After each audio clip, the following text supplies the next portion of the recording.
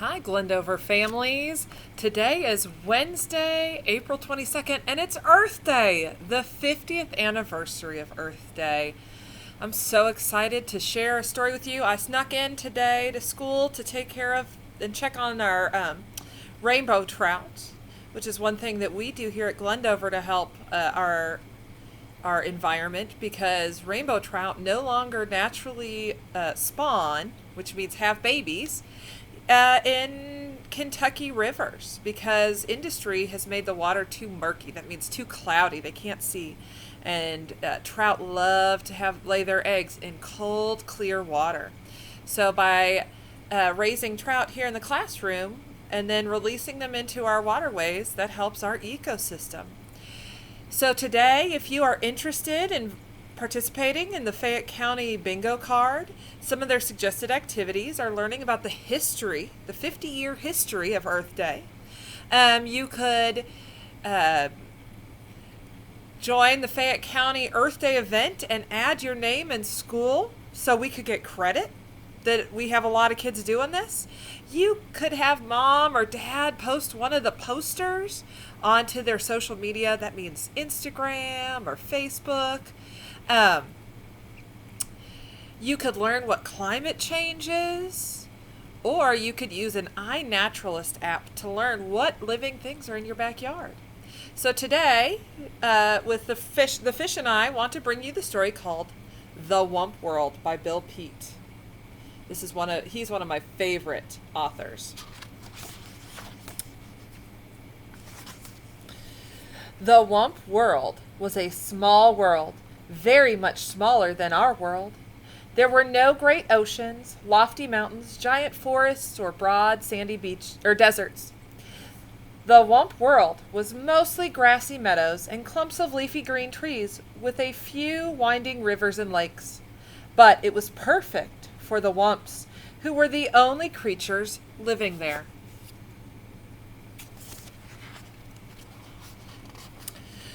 The Wumps were simple grass eaters and spent most of their time grazing on tall, tender grass that grew in the meadows.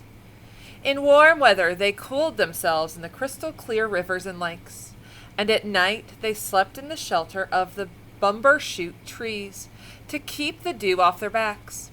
Since the Wumps had no enemies, they wandered around just as they pleased with nothing whatsoever to worry about.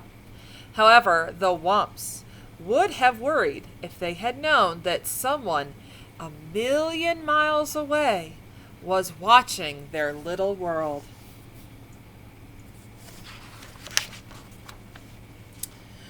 One morning, the Wumps were awakened by a far-off humming sound. It seemed to be coming from somewhere above.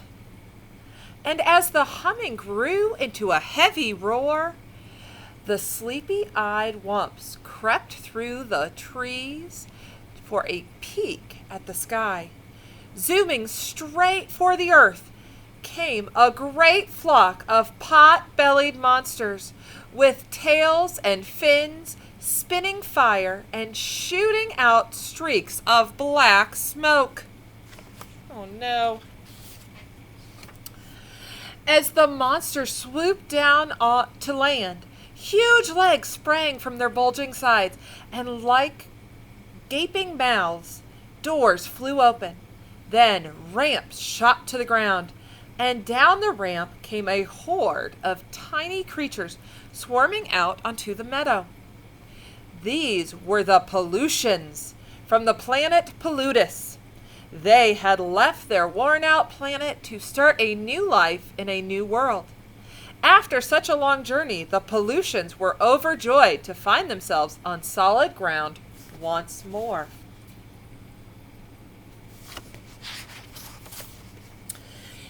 They were all prattling with excitement as they followed their leader, the topmost Pollution and world chief, across the meadow. At the top of a hill, the chief stopped for a long look at the surrounding countryside. Finally, he said, "Looks good. We'll take it. Plant the flag, Sergeant, and let's get things going."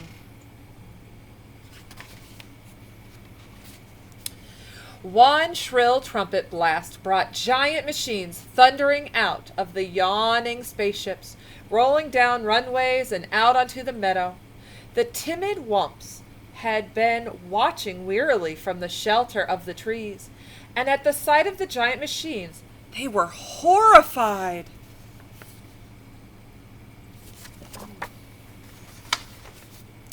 "Whoomp, whoomp!" they cried, and in wide-eyed panic they went humpity-clumping off through the trees to go diving headlong into the nearest cave.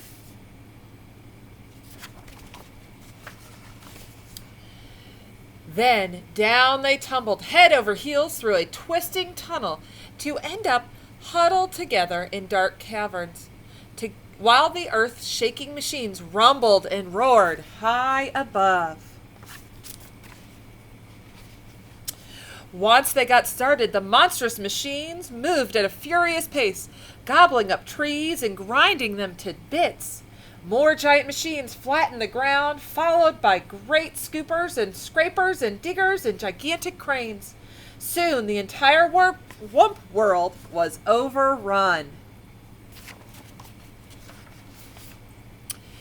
The busy little pollutions kept their mighty machines going full blast day and night without let up, in a frenzy to improve their wonderful world. Suddenly, great cities sprang up, huge factories, buildings with towering smokestacks, high-rise apartment buildings, and tall, tall office buildings. And above them all loomed the 100-story skyscrapers.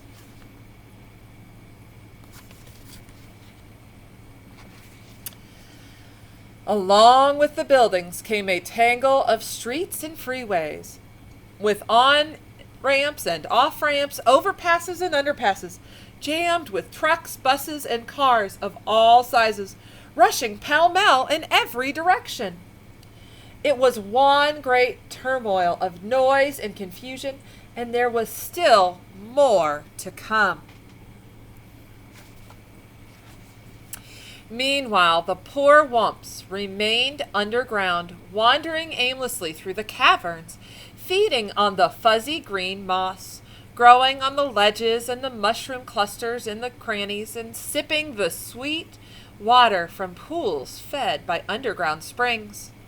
But they were very unhappy.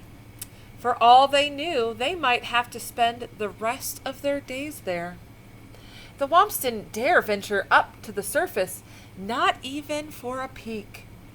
They were much too frightened by the endless rumbling and roaring and loud screeching coming from above, and it was growing noisier by the day.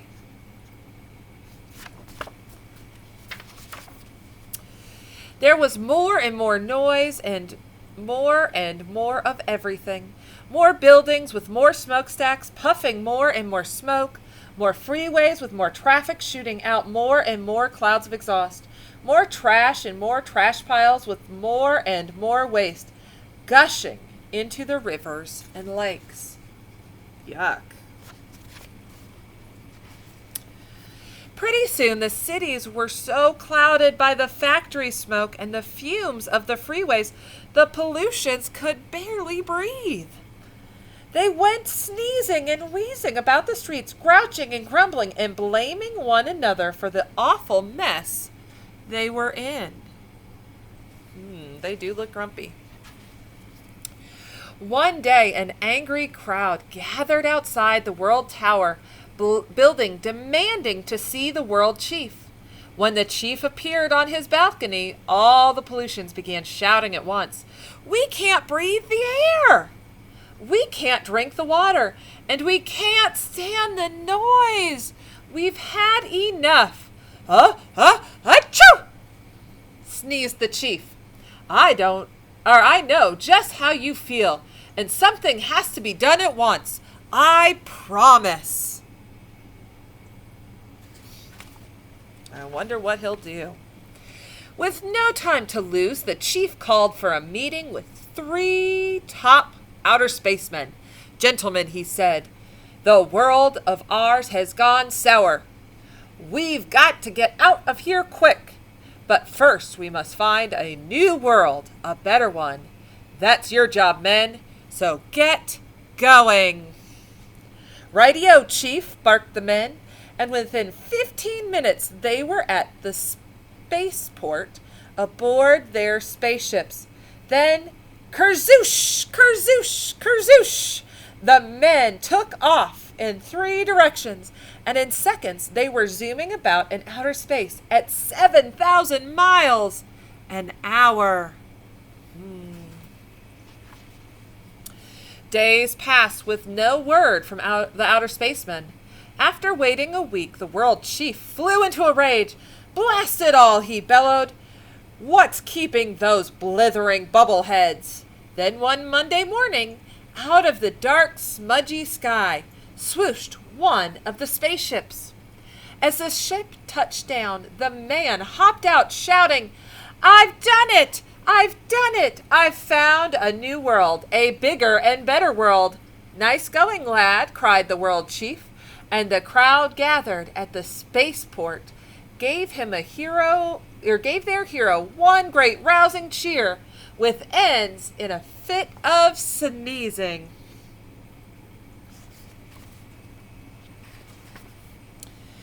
In no time, the great news was sent flashing around the world over radio and TV, warning the pollutions to be packed and ready to go within 24 hours. At dawn the next day, the entire population swarmed into the Space Center and crowded aboard the giant spaceship. So there they go. After double checking to make sure all pollutions were accounted for, the world chief gave the signal for blast off. With a thunderous roar, the giant ships shot off with a kazoom. Up and away through the smoke-blackened sky, they were gone. And at long last, peace and quiet settled over the Wump world. The sudden silence came as a shock to the Wumps. They could hardly believe their ears. Still, they wanted to take no chances, and so they remained in their caverns with their ears cocked for the slightest sound.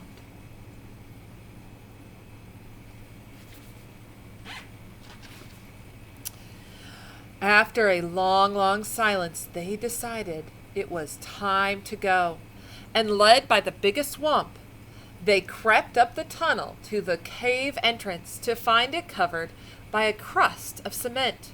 With one powerful push of his snout, the biggest Wump bumped his way through. Then one by one, the Wumps waddled out onto the freeway and gaped with wide-eyed amazement. They had feared something awful was happening to their world, but this was much more than they could have imagined. They were staggered by the size of the huge buildings with walls and walls of windows looming up on every side, and the broad layer of hard, flat crust covering the earth, which felt strangely cold on their feet. There was no sign of any tree or tuft of grass. Even the sky was gone. And the Wumps wondered if there was anything left for them. At least they must find out.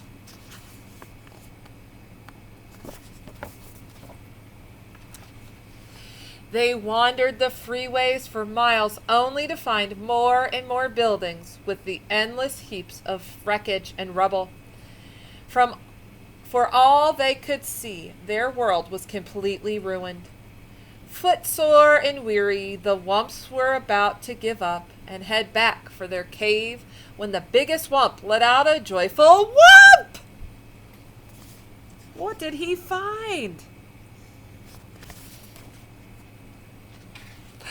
Just ahead of them was a grassy meadow with a clump of bumbershoot trees, all that was left of their lovely world. Wumping for joy, the Wumps went bounding off the freeway out onto the meadow. Pretty soon the hungry Wumps were munching away on the tall, tender grass. Now there was new hope for the Wumps.